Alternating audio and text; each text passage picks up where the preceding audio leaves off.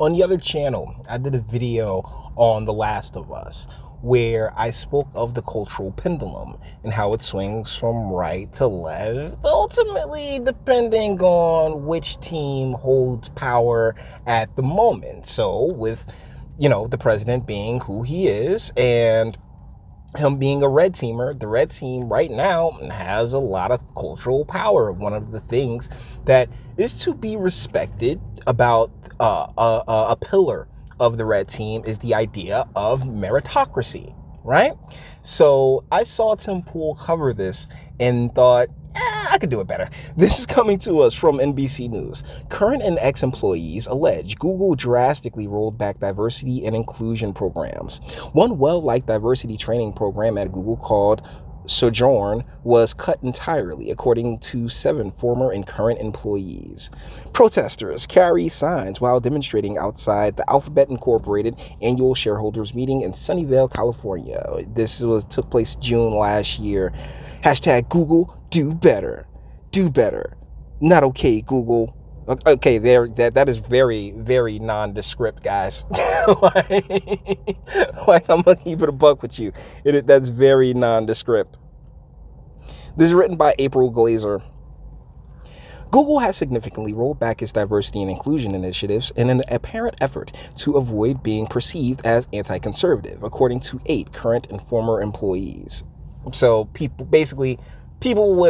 who may or may not have a bit of an axe to grind. Since 2018, internal diversity and inclusion training programs have been scaled back or cut entirely. 4 Google employees and 2 people who recently left the company told NBC News in interviews. In addition, they said the team responsible for those programs has been reduced in size, and positions previously held by full-time employees have been outsourced or not refilled after members of the diversity teams left the company. Okay, guys, can I ask a very serious question? What's the point of a diversity team? I get the point of a diversity hire because, we got to fill a quota. I get it. But an entire team dedicated to what? Diversity? And so you're paying people that ultimately, how does that put more money in your pocket?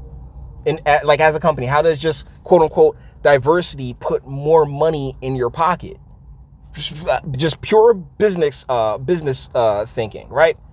It doesn't. So basically, this is resources that would be better used elsewhere, because the cream shall rise to the top. And in a free world, right, you cannot demand outcomes. You cannot demand certain outcomes. And the reason being is because everybody's free to make the choices that they so desire to make. And so if you want to see something in the world, the thing is go out and be it. Go out and do it, right? As opposed to, oh my goodness, you have women who are CEOs making insane amounts of money talking about, oh, well, we need more women CEOs. But what about you? You there, make it happen. And this idea part, it has been really propagated in our academics, in academia via the collegiate level, and grievance studies and gender studies and all of these other things that ultimately don't add to the situation, or society as a whole. Since 2018, there we go. One well-liked diversity training program at Google called Sojourn, a comprehensive racial justice program created for employees to learn about implicit bias and how to navigate conversations about race and inequality, was cut entirely. Because what the hell does that have to do with internet speeds? According to 7 former and current employees, Sojourn offered its last training to Google workers in 2018. 4 current employees said by 2019 it was cut completely. But that's the thing. There is a completely logical financial reason for them not to continue this, because ultimately it doesn't add. It's just a waste of money for the most part. If it's not, adding to the company and bringing in profits, you got to weigh those two things. And that's the big problem with a lot of the diversity in grievance studies and that whole part of, like I said, academia. The current and former employees agreed to speak to NBC News on the condition of anonymity for fear of reprisal for speaking to the press. My God, Jay, get it together. One of the major motivations for cutting Sojourn is that the company doesn't want to be seen as anti-conservative. Is that it? Or is it just a waste of time and money and resources? I mean, it's not about like the argument can be made, because I don't know, but the argument can be made. It's not about conservative or liberal. It's about, hey, what's the return on investment here? Nothing, particularly pulling people away from their jobs, from the programming and the coding and all that other fun stuff that they're doing to participate in such things. This is actually costing us money. Well, I'll be damned. Well, one Google employee familiar with the company's diversity programming said in an interview, it does not want to invite lawsuits or claims by right-wing white employees about Google discriminating against them. Yeah, go tell that to James Damore. Maloney Parker, Google's chief diversity officer, disputed the allegation that Google has scaled back its diversity and inclusion efforts. We're really maturing our programs to make sure we're building our capabilities. She's, oh my goodness, oh my goodness, is that ranch? Do I taste ranch on that word salad? Oh, that is some PR, baby. Parker added that changes Google is making to its diversity and inclusion work is focused on the need to provide a scalable solution across the globe. Google acknowledged it had ended Sojourn, but said it was not in reaction to conservative criticism. Sojourn ran for 3 years, Google said, and it was too difficult to scale globally, since it was focused on issues of racism in the United States and didn't apply to the rest of the world where Google has offices. Google and the majority of its workforce are based in the US. Oh, how dare NBC, how dare.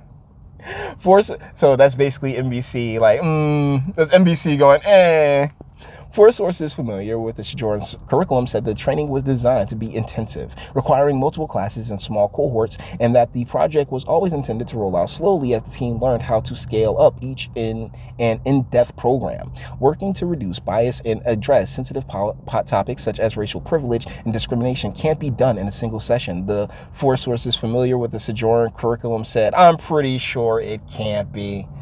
The reductions to Google's diversity work come at a time when employment in the tech industry, and at Google in particular, is overwhelmingly dominated by white and Asian men. Oh my goodness. Also, but that's the thing. Does any of that matter? Just skills. If you got the skills to kill, then none of this should matter. It really shouldn't.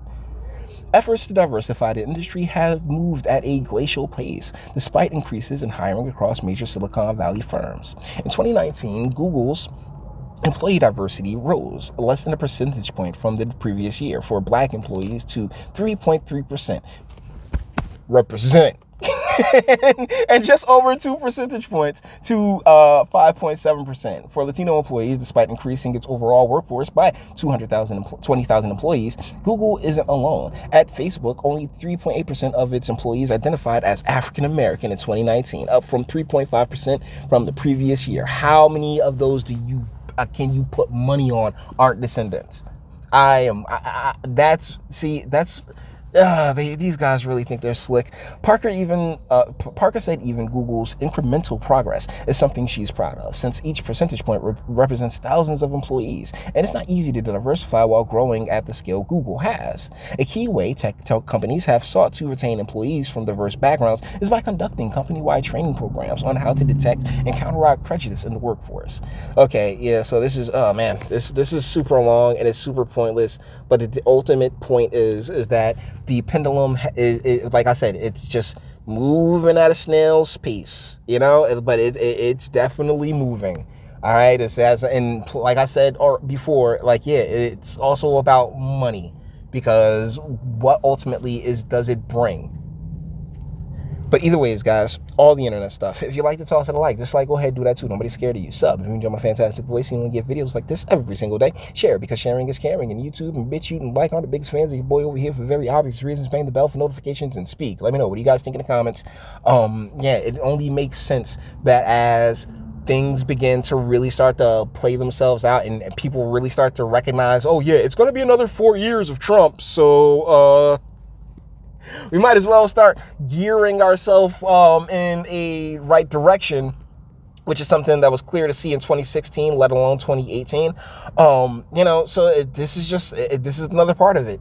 I find it rather fascinating to be sitting here and witnessing it. How about you? You may disagree. That's what my comment section's for. Until the next one.